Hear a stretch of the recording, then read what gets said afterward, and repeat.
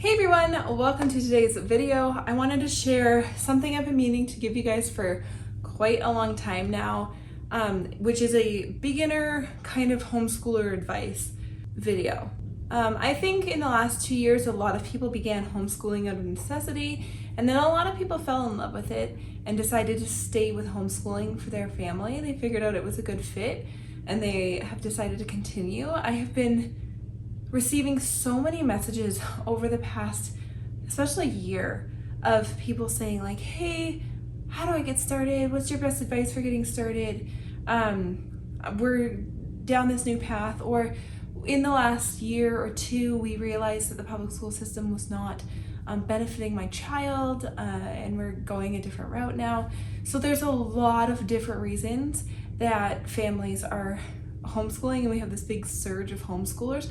But also, this video is also going to be for people who are starting out with young kids and want some homeschool advice of like how to start, where to start, they don't ever plan on using the public school system, which is like how we did it. So whether or not you are pulling an 8th grader or a 1st grader out of the public school system or anything in between and above, or you're passionate about homeschooling and it's what you've always wanted to do for your children and you've got little ones and you're about to begin your journey, then I hope this video is helpful for you. It might be a little bit different than you might be expecting, or a little more different than what some other people might give you for advice. So I hope this is beneficial. I have some very strong but perhaps unique opinions on starting the journey of homeschooling. So I hope you enjoyed this video. Also, I apologize if you can hear any water running or anything in the background. I've got the window shut, but like it's summer and so people are mowing lawns, dogs are barking, kids are playing outside. Our neighborhood is full of kids. My kids are outside eating popsicles and playing in the sprinkler. I just set them up so I could film this video. And I also have my washing machine going. So really sorry if you can hear any background noise, but life is busy and life is full, and this is the time I have. Okay, let's jump right in. Get started. The first point I'm going to talk about, if you guys see me glancing down, I'm sorry. I always keep notes when I do videos like this so I can stay on topic and I don't miss anything I really wanted to talk about. So I'm just looking at my notes if you see me looking down. Okay, so my first tip would be, this is what I mean, like it might not be what you hear normally, but if you are coming from the public school system, I highly recommend to take 6 months to a year to de-school and find your groove. So you might not have ever heard the term de-schooling. A lot of people who are not familiar with homeschooling and especially like unschooling and stuff like that, they maybe have never heard the term de-schooling. What de-schooling means is basically when you grow up in the public school system, you were raised in the system, and your children have been raised in the system so thus far, homeschool does not work like public school. If you try to do public school at home, like we're not talking like doing online schooling. We're saying like you want to go the traditional parent-led method, use your own curriculum, do whatever, use whatever style of homeschooling. You can't replicate public school at home. It doesn't work, and it always crashes and burns. I've never ever seen it done in a way that people are happy with it. It works for them kind of thing. Maybe someone out there is watching this and is like, well, I love doing that. Cool, awesome. But for the vast majority of people, you will need to do something called de-schooling, which is basically unlearning everything you learned about school and how school should work and how school functions. And the best way you can do that is to take a year or 6 months off. And it doesn't mean no learning is happening. It doesn't mean you're some hippie and you're gonna start unschooling and like, ooh, we don't need school. That's not what that means. De-schooling is a very specific, intentional practice of learning to relax. A lot of parents will pull their kids from school and their kids resist. They're like, my kids are resisting everything. They don't want to do the curriculum. They don't want to do what I set up for. It's like pulling teeth. This is so difficult. How do people do that? And that is almost always because your kid needs a break. Your kid is in a huge transitional period. They just came from public school where maybe they weren't thriving, or maybe they had to say goodbye to some friends, and they need to there's an adjustment period for not only your kid, but you as well. And you both need to learn how to kind of leave the school system behind and how it functions. You guys need to, get out of the mentality of like, school needs to be 8 hours a day, because if you talk to homeschoolers, you'll find that almost nobody does a school day that long, because learning doesn't actually take that long. Like the daily, whatever, following a curriculum, whatever you want to do, like it doesn't take 8 hours. That's ridiculous. Like for example, we school from about 9 a.m. to 12 or 1. We eat lunch in there, and so that 1 is kind of the leeway, and then we're done for the afternoon. And a lot of people will do that, or some people school in the afternoon, or some people take tons of breaks and like break it up all throughout the day, and they might school from like 9 to 3, but it looks very different and casual and well-paced. So to avoid roadblocks and really difficult times in trying to transition to home and having a kid who really resists it, it's because you can't replicate the public school system at home. It doesn't work. You have to consider what their home environment is normally like, and you have to incorporate that into school. And you have to incorporate school into home, is a better way to phrase it. So deschooling is just the process of unlearning everything you both know about school, or all of you know if you're pulling out more than one child. You don't need recess breaks. You don't need to school for 8 hours. You don't need to hit every single subject every single day. There's so many ways to homeschool, and none of them are wrong. And a lot of the times your kid needs to kind of detox from the public school system. A lot of the times kids will have testing anxiety. You don't need to do a lot, like parents will come and ask me even, what about tests? Do I have to do spelling tests? Do I have to do tests on Mondays? No, there's no, if you want to, sure, if your kid enjoys that, go for it. But there's no reason to do it in a homeschool setting. So I know that's a really long-winded way, but if you've never heard deschooling, definitely Google it, look it up, hear other people talking about it, read blogs. Other people are going to explain it a lot better than I have. But the first tip is just like, get out, take 6 months to a year off and deschool and find your groove. Figure out what you like to do. Figure out your child's style of learning. Where are the possible gaps that you feel that they were really struggling with in public school? Try different styles of homeschooling. Get really hands-on. See if your kid likes that. See if your kid likes or dislikes worksheets or workbooks. Go on adventures and just like get to know your kid in this space and in this way. And it's so okay to relax and be chill when you're coming from the public school system. Like that break is so important.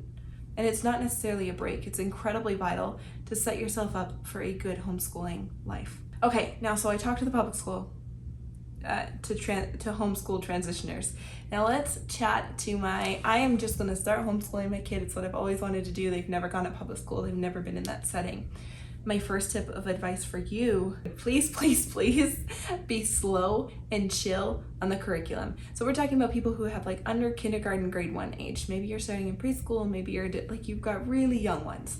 One of the number one regrets I have heard everybody who's done this say is that like they wish they hadn't gone so hard into curriculum and into buying and purchasing all of these homeschooling resources, because when your kids are that young, and I know when your oldest is like 6, you're like, that's not that young, they're getting big. Trust me, they get so much bigger, and it's still very young in the grand scheme of things. So yes, go ahead and buy any curriculum that you really feel pulled to, but I would really recommend not spending a lot of money on curriculum in those early years, because a lot of the time you'll buy one and you'll figure out, oh, we don't like that style of homeschooling. We don't like that style of curriculum. Oh, maybe curriculum doesn't really fit into my schedule. This kind of curriculum doesn't work for our family because our family is doing all these extracurriculars, or they're blah, blah, blah.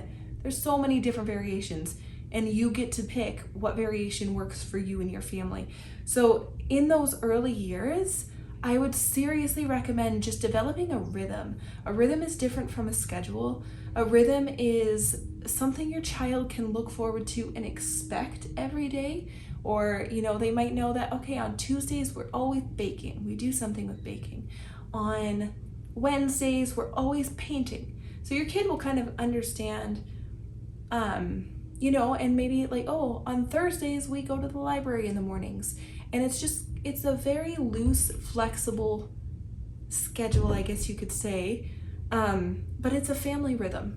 And it's a rhythm for your child to know what's coming, know what to expect, but it kind of gives you that nice flow that a lot of established homeschoolers have.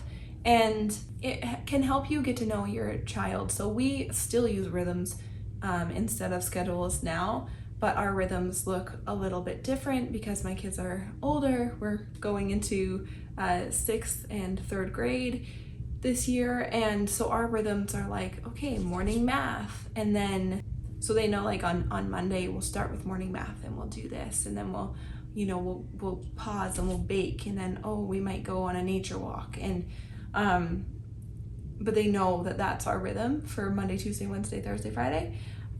They know that on this day we always have a homeschool meetup where we meet up with all our homeschool friends, and so a rhythm is just a more gentle, flexible version of a schedule, but it can be really, really vital in creating a really good foundation for your homeschooling. So you might be like, well, Rainbow, if I'm not going to pick a curriculum, if I'm not going to do a curriculum, what the heck do I do?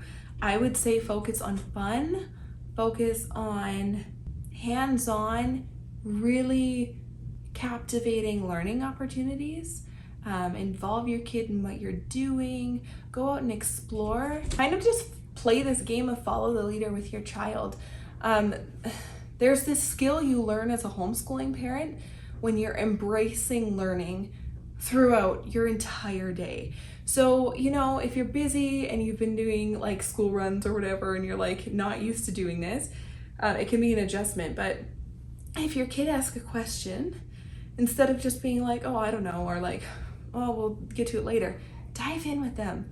Oh, let's find out. Let's go to the library, or let's crack open a book we have at home if we have a book like that, and let's look it up, and let's get out the microscope, and let's look at this thing you found. Kids found a tadpole. Okay, let's create a tadpole environment. Let's learn about tadpoles.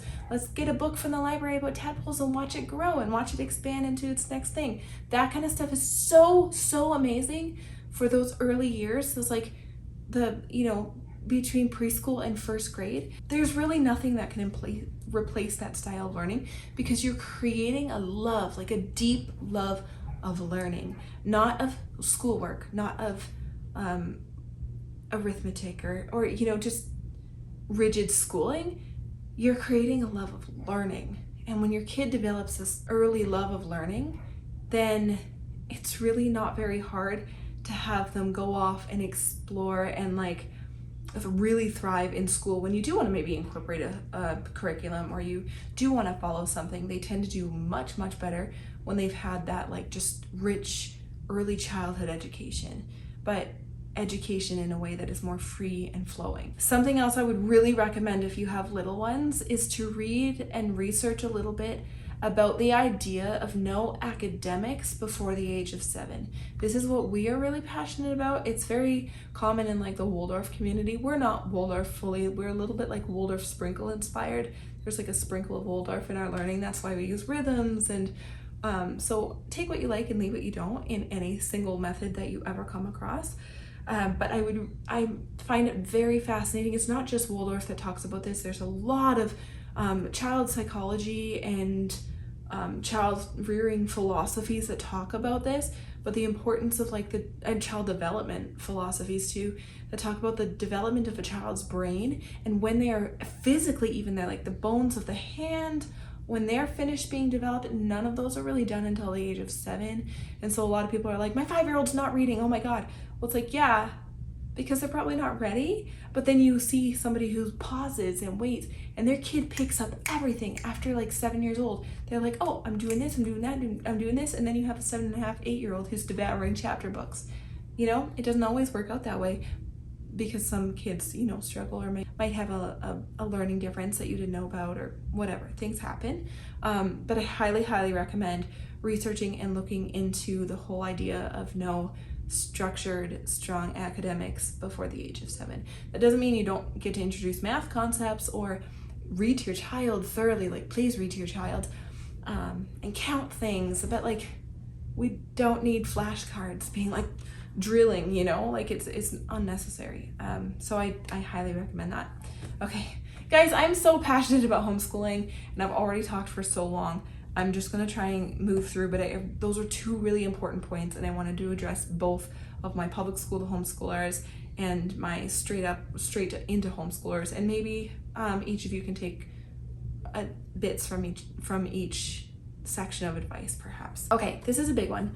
Utilize free and borrowed resources first, as the first thing you do. Again, with the whole like, don't get too carried away buying all this curriculum, because a lot of homeschoolers will have like a stack of curriculum they spent hundreds upon thousands of dollars on, buying all these things that just didn't work for their family. It's okay to take a pause, utilize those free resources. Utilize your library, utilize friends or fellow homeschoolers in your community, or maybe you can borrow and look at different things that you might like.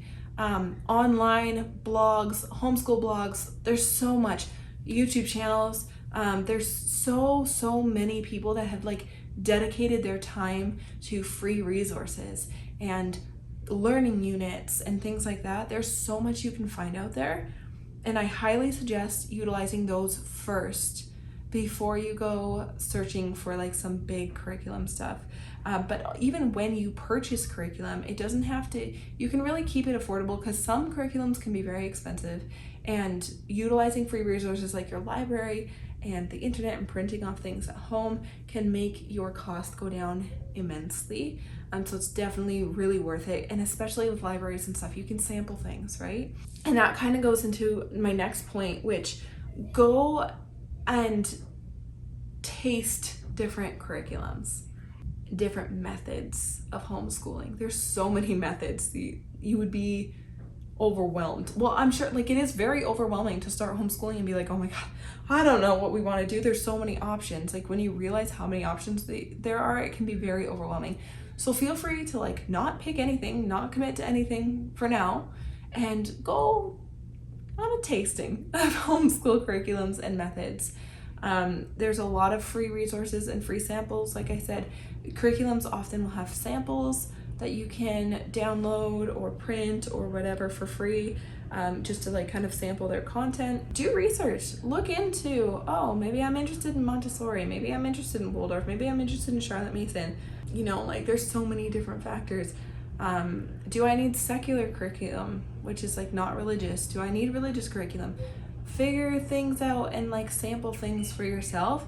There's no shame, nothing bad, only benefits with sampling and kind of tasting different methods and curriculums first. Because when you go hard, you almost always regret it, because you will change every single year. What suits your family will change every single year as your children grow, as your family circumstances change. Maybe you're adding more children to your family. Dynamics change, and so do your needs.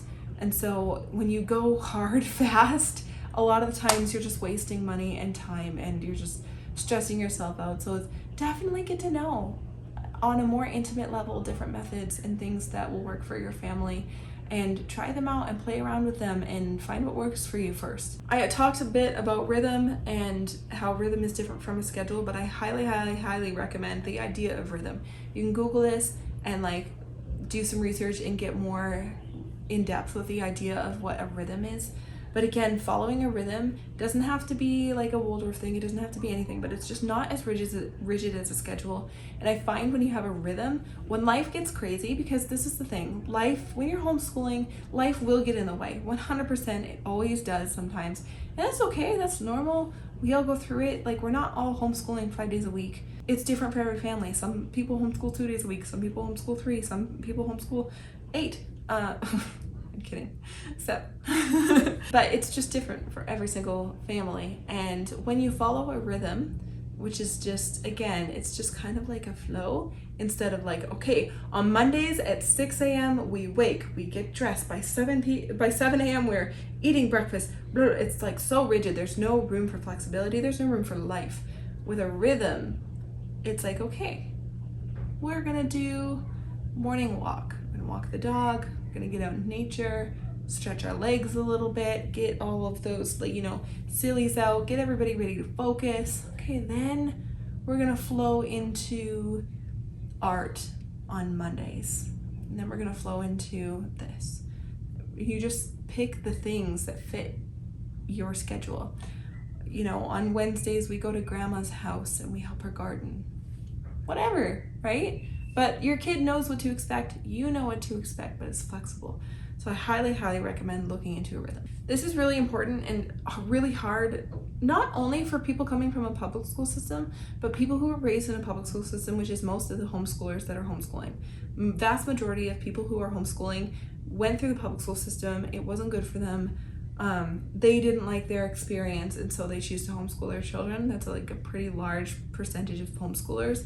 And this can be a struggle for people who were in the public school system and are having to kind of still deschool themselves, because it's still a struggle even with like old hats at homeschooling, which is to follow your child and not standards in your area. It can be really, really easy to be like, my kid at this age, at this grade is supposed to know this. My kid only knows this and this. Follow your child's lead. I promise you that your kid will not fall behind.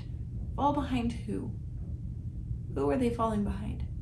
Right? Your kid is not going to fall behind anybody unless you compare them to everybody constantly, but that's more on you, right? Like, you need to sort those things out. You need to figure out why you're feeling that way and why it brings you anxiety.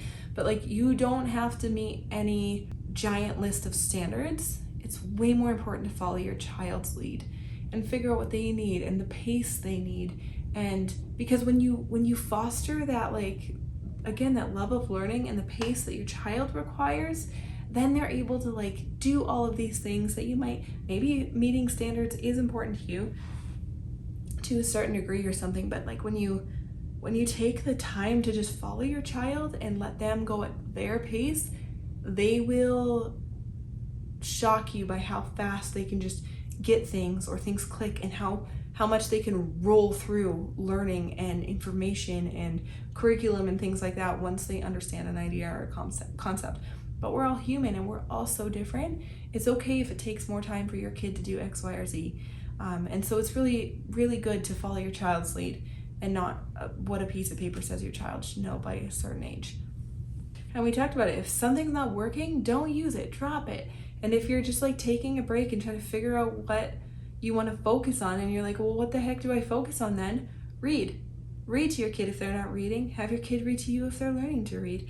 Reading is super important. But it doesn't have to be rigid. Math can be so beautiful. It doesn't have to be worksheets. You can do math outdoors. You can count things. You can, you can do so many different types of math. Baking is math. Building is math. There's so many different things. So I like to just focus on reading and math and exploring topics like we talked about. If your child has a question, instead of just being like, oh, I don't know, or just quickly answering it for him, why don't you find out? Why don't we find out together? Let's go get this book. Let's go look online. Let's go do this. Turn it into a mini lesson. Why not? When you take the time to do that, your kid not only learns whatever the topic is much more deeply, because they're absorbing it much more, it's more interesting, but they're learning how they can answer their own questions on their own. You're teaching them how to research. You're teaching them how to explore topics. Very, very important life skill. Another really easy way to incorporate learning is just to involve them, especially if you, especially if you have younger kids, but no, just involve them.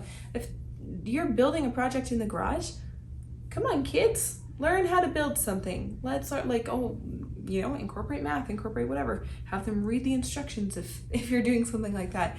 Get them cooking and baking with you. Life skills are also learning, and they're so important because they'll need them. But this is why you often find homeschoolers are incredibly well-rounded children, because you involve them in your life.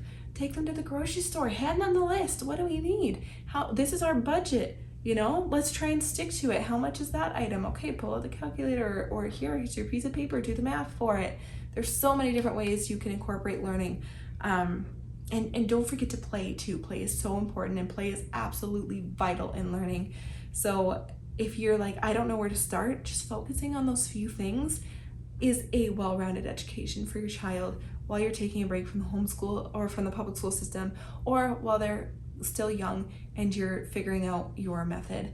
Or if life is chaos and you're just like, I can't follow anything right now, stick to the basics. That's okay. Another important tip would be to join local Facebook pages. There's always Facebook groups for homeschoolers in your area. So look up, maybe there's a local homeschool community. It doesn't always have to be local, but try and reach out to your local homeschool community, find them, because that local community is not replaceable. But yeah, you can look up other groups. There's like, again, if you need secular school, there's like, secular homeschool pages, there's nature ones, there's like, find your group, find what fits you. Again, tasting online, right? Try those different groups, different methods, but the point is you will need community, you will need support, somewhere to ask questions, somewhere to bounce ideas off of, and then get involved in your local homeschool community and make friends. Go make friends for you, go make friends for your kids. Really, really important. But then not only that, like Instagram, if you're on Instagram or YouTube or something, like surround yourself with what you want, even as you're building it, right? Find a community that inspires you. I will throw a word of caution in here. Do be careful that you're not following too many pages, too many accounts that are just like, oh, this is our perfect la la la homeschooling and everything is awesome and nothing ever goes wrong and we're all soft-spoken. Come along, chill. Like, if you surround yourself with too much of that, it can be like, I'm not like that. I had a bad day today. Ugh. Like, we don't want to get in the game of comparison, but just like go find other chill homeschoolers. Go find people that that are kind of, you vibe with them and it feels like a good kind of community. There's so many homeschoolers. You can search homeschooling hashtags. If you follow a homeschooler that you really like, check out who they are following. I'm sure you'll find a lot of other homeschool parents. There's so many, especially on Instagram and YouTube. So go out and find what you like and surround yourself with what you want. If you surround yourself if you're coming from, like, example, the public school system, and you surround yourself with public school parents and public school accounts who are not interested in homeschooling and don't understand it and maybe don't support you, it's going to feel really, really hard, like you're just swimming upstream the whole time against a really hard current. Sorry, my kids are coming in and out and it's making the door slam. But if you follow people that inspire you and are where you want to be, you'll find you have a lot more hope, a lot more motivation to continue moving forward. Sorry, kiddo interruption. Okay, so I got 2 more things to say to you guys. One is, okay, maybe not applicable to everybody. I am homeschooling in specifically Alberta, Canada. It's going to be different in the country you're in. It's going to be different in the province or state you are in. But if you have to report to the government in any way, make sure you do that. Some people only have to send a letter saying they're homeschooling, so be sure to do that. If you have to go with a school board, that's what we do here. We are not fully funded, but we are funded to homeschool in my area. So that means we get paid a certain amount every year per child to help with resources and costs in homeschooling our children. And it's a really wonderful thing. Yeah, we have to pick a school board, which can sound scary. Like, I don't want to be attached to a public school board. I just got away. But there's tons of homeschooling boards, and you can pick we can pick anywhere in Alberta. It does not have to be the closest local school board to us. You can switch at any time if you're not jiving with these people or this school board. But if you are in an area like me where you have to do that, find something traditional homeschooling directed or parent-led or parent-directed homeschooling. That is where you will have all the control. That's where, like, you don't homeschool with a teacher, you're not homeschooling with the public school system, you're not doing public school at home, you're not doing online schooling. That's like again, public school at home. You can do stuff online, but like that's different. If you have to do that, make sure you find a parent-led or traditional. They're the same thing. Homeschool board or kind of community that you want to get involved with, because that just means you get to say, you get to explore, you get to decide what happens, and you don't have to like follow up with a standard or with what other people might want you to do that might not work for your family. And again, that's a little more specific, that might not be applicable to everybody, but if you are local, just know that you can sign up with any homeschool board. Okay, you guys, I'm gonna wrap up this video. My final tip for you is to get ready to be a student too. I always say I learn more with and from my children than I will ever teach them, because it is so true. When you are a homeschool parent, you are learning right alongside your child. So get ready to learn, and there's no shame in like having to relearn something or be like, you know what, I don't know the answer, let's go find out together. That's totally okay. You become a student when you homeschool right alongside your child. And that's kind of a beautiful thing about homeschooling. Okay, you guys, I hope this was helpful. I talked for ages, got interrupted a lot, so I'm sorry. But I hope this was beneficial for you guys who are new to homeschooling, want to dip your feet in the water. Let me know if you guys have any questions down below. If you guys want to see any more homeschool videos specifically, just let me know and I will add it to my list. I love when you guys give me ideas for videos, because sometimes I don't think of what other people might want to see or might need to hear about. So I always appreciate that. I hope you guys are all really, really well. Have a wonderful week, and thank you for watching.